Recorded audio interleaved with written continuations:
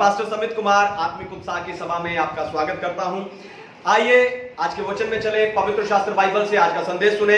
आज का संदेश है आर्थिक सफलता लॉकडाउन के बाद। आर्थिक सफलता लॉकडाउन के बाद। याकूब की पत्री अध्याय 4 वचन 13 से लेकर 17 आयतों से हम सीखने वाले हैं आर्थिक सफलता लॉकडाउन के बाद।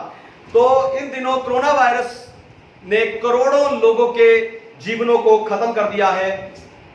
कई बिजनेस, कई नौकरियां जो हैं वो चली गई हैं, बिजनेस बंद हो गए हैं। अगर देखा जाए, याकूब यहां बिल्कुल सही कह रहा है कि जीवन भाप के समान है। जीवन भाप के समान है, यानी कल की कोई गारंटी नहीं है कब क्या हो जाएगा। लूका रचित सुसमाचार अध्याय 12 वचन 19 से लेकर 20 आयतों में प्रभु यीशु मसीह एक दृष्टांत बताते हैं। प्रभु कहते हैं कि एक धनवान व्यक्ति के यहां अच्छी फसल हुई और उसने कहा कि मैं अपने पुराने गोदाम की जगह नए गोदाम बनाऊंगा और यह सारा अनाज उस गोदाम में भर दूंगा और अपने प्राण से कहूंगा कि बहुत दिन तक खा पी और सुख से रह। लेकिन परमेश्वर कहते हैं, अरे मूर्ख, तू आज रात ही मर जाएगा। सच में इस धरती पर हमारा जीवन अनिश्चित है, कब क्या हो जाएगा किसी को मालूम नहीं है। लेकिन अगर आप परमेश्वर के सामने दीनता से चलें, अगर आप परमेश्वर की मर्जी, उसकी इच्छा पूरी करें, तो यह निश्चित है कि आप स्वर्ग में अनंत जीवन का आनंद जरूर ले पाएंगे और इस धरती पर आप आर्थिक रूप से सफल होंगे। Hallelujah, hallelujah. इसीलिए आज मैं आपको लॉकडाउन के बाद आर्थिक रूप में कैसे सफल होना है यह बताकर आपको उत्साहित करने जा रहा हूं। हालेलुया। सबसे पहली बात, जीवन भाप के समान है। जीवन भाप के समान है। पढ़िए याकूब की पत्री अध्याय 4 वचन 13 और 14। तुम जो यह कहते हो आज यह कल हम किसी और नगर में जाकर वहां एक वर्ष बिताएंगे और व्यापार करने लाभ कमाएंगे और यह नहीं जानते कि कल क्या होगा। सुन तो लो, तुम्हारा जीवन है ही क्या? तुम तो भाप के समान हो जो थोड़ी ही देर में दिखाई देती है फिर लोप हो जाती है। हालेलुया। परमेश्वर के नाम की महिमा हो। तुम ये कहते हो आज या कल हम दूसरे नगर में जाएंगे और वहां बहुत व्यापार करके बहुत सारा लाभ कमाएंगे, पर तुम ये जानते हो कि कल होगा क्या? हालेलुया। इन व्यापारियों को लगता है कि वे कल सुबह उठ सकते हैं। इन व्यापारियों को लगता है कि वो कल सुबह अपने आप से उठ सकते हैं। उन्हें लगता है कि वो सुरक्षित किसी दूसरे नगर में जा सकते हैं। उन्हें लगता है कि वो 1-2 दिन में जाकर ही बिजनेस सेटअप कर लेंगे और बड़ा लाभ कमा लेंगे। उन्हें लगता है कि कोई उनका पैसा चुराएगा नहीं, पर असलियत यह है कि हम में से कोई भी ये नहीं जानता कि अगले पल क्या होने वाला है। हालेलुया।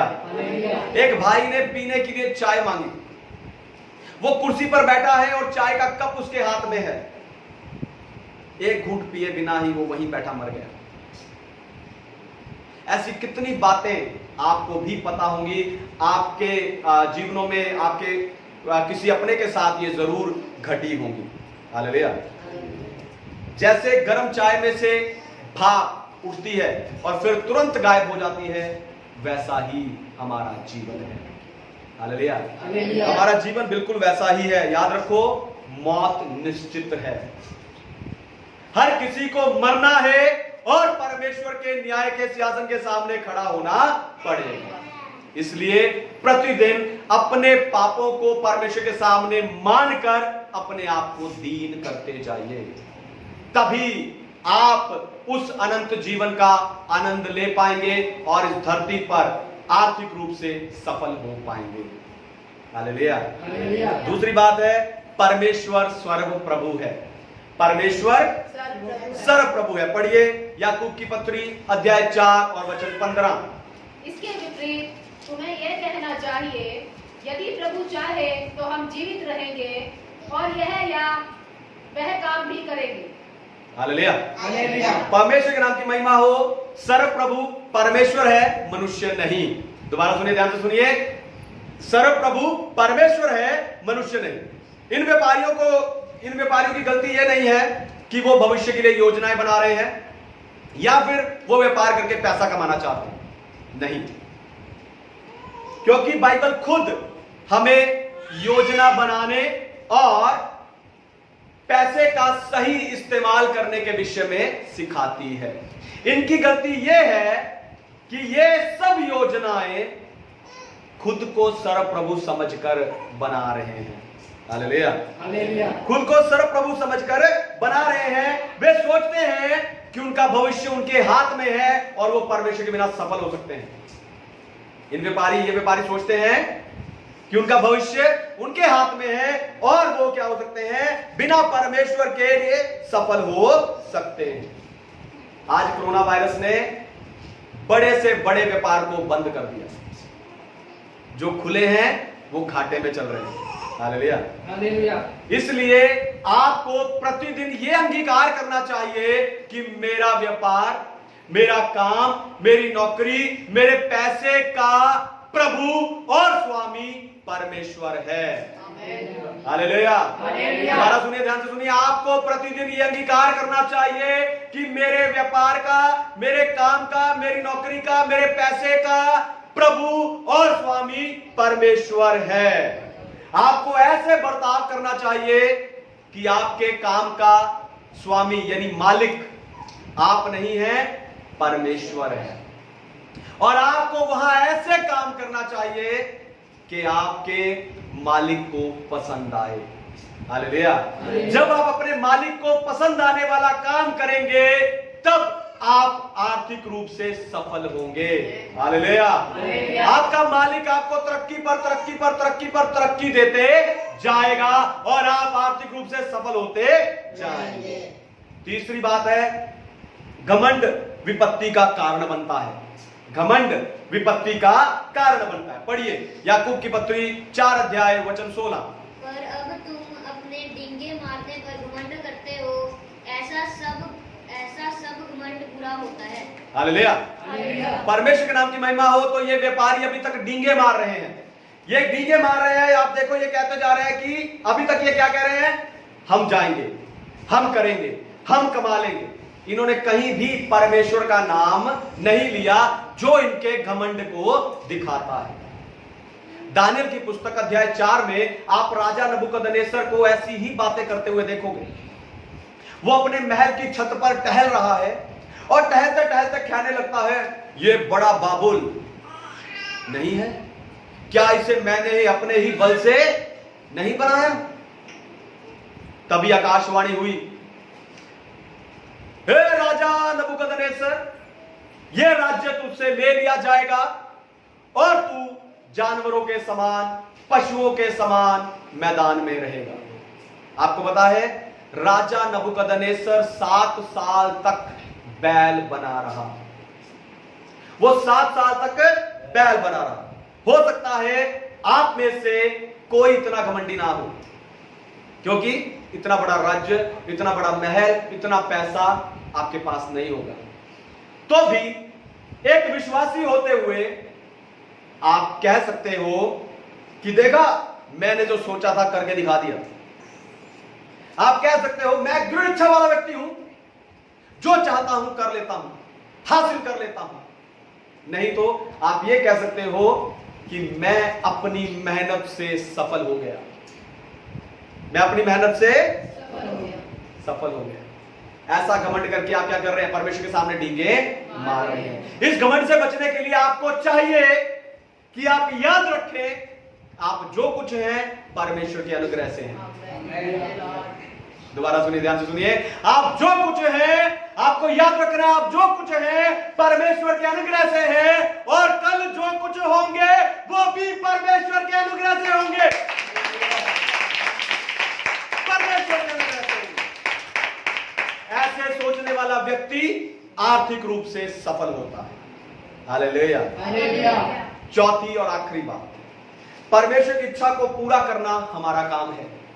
परमेश्वर की इच्छा को पूरा करना हमारा काम है। पढ़िए याकूब की पत्री अध्याय 4 और वचन 17। इसलिए जो कोई भलाई करना जानता है और भलाई नहीं करता, उसके लिए यह पाप है। हालेलुया। हालेलुया। परमेश्वर के नाम की महिमा हो। तो जब आपसे कभी झूठ बोला गया हो, कभी चोरी कर ली हो, कभी गलती से आपके मुंह से गाली निकल गई हो, या परमेश्वर के वचन के विरुद्ध आपने कुछ भी किया हो, आप घबरा जाते हो, आपको लगता है मैंने पाप कर दिया, आप रोते हो, पश्चाताप करते हो, परमेश्वर से माफी मांगते हो। पर यहां देखिए, यह वचन सिद्ध करता है कि सिर्फ गलत करना नहीं, सही ना करना भी पाप है। दोबारा सुनिए, ध्यान से सुनिए। सिर्फ गलत करना ही नहीं, सही ना करना भी एक पाप है। Hallelujah, hallelujah. तो सही ना करना भी एक पाप है। यीशु ने आज्ञा दिया कि तुम अपने पड़ोसियों से अपने समान प्रेम करो, लेकिन हमें लगता है कि जब हम अपने पड़ोसी से नफरत करते हैं तब हम इस आज्ञा को तोड़ते हैं। पर असलियत यह है कि जब आप अपने पड़ोसी की जरूरत को अनदेखा करके खुद आराम से रहते हो, तब भी आप उस आज्ञा का उल्लंघन करते हो। Hallelujah, hallelujah. याद रखो, न्याय के दिन परमेश्वर उन सबको नरक की आग में डाल देंगे जिसने जरूरतमंद की मदद नहीं की, जिसने गरीब की मदद नहीं की, उन सबको परमेश्वर नरक की आग में डाल देंगे। आपको बताऊं, 100 में से 80 मसीही किसी की मदद नहीं करते। 100 में से 80 मसीही किसी की मदद नहीं करते। पता क्यों? क्योंकि उन्हें लगता है कि मैं तो मसीही हूं और मेरा काम सिर्फ प्रार्थना, वचन और संगति करना है। जी नहीं, अगर आप मसीही हैं तो आप में मसीह की तरह तरस और दया से भरा हुआ मन भी होना चाहिए। Hallelujah, hallelujah. अगर आप मसीही हैं तो आप में मसीह की दया और तरस वाला मन भी होना चाहिए। आपको जरूरतमंदों की मदद करनी चाहिए। Hallelujah, hallelujah. मेरे प्रभु को अंधे भिखारी ने आवाज लगाई और वो वहां भी रुक गया और मेरे प्रभु ने उसे भी चंगा किया। आपको चाहिए कि आप भी जरूरतमंदों की मदद करें। आपको आवाज लगाने वाले हर एक व्यक्ति की सुने और उसकी मदद करें। हालेलुया, क्योंकि आपको याद रखना है कि यह जीवन सिर्फ एक भाप के समान है, और अगर आप खुद को परमेश्वर के सामने दीन करेंगे, खुद को परमेश्वर के सामने समर्पित करेंगे, तो आने वाले जीवन में प्रवेश कर पाएंगे। हालेलुया, आप उस जीवन में तभी प्रवेश कर पाएंगे जो सदा का है, और आप इस धरती पर आर्थिक रूप से सफल हो जाएंगे। आइए अपनी आंखों को बंद कीजिए, अपने आप को प्रभु के हाथों में समर्पित कीजिए। Thank you Jesus. सुने वचन के लिए अपने आप को परमेश्वर के हाथों में समर्पित कीजिए। Thank you.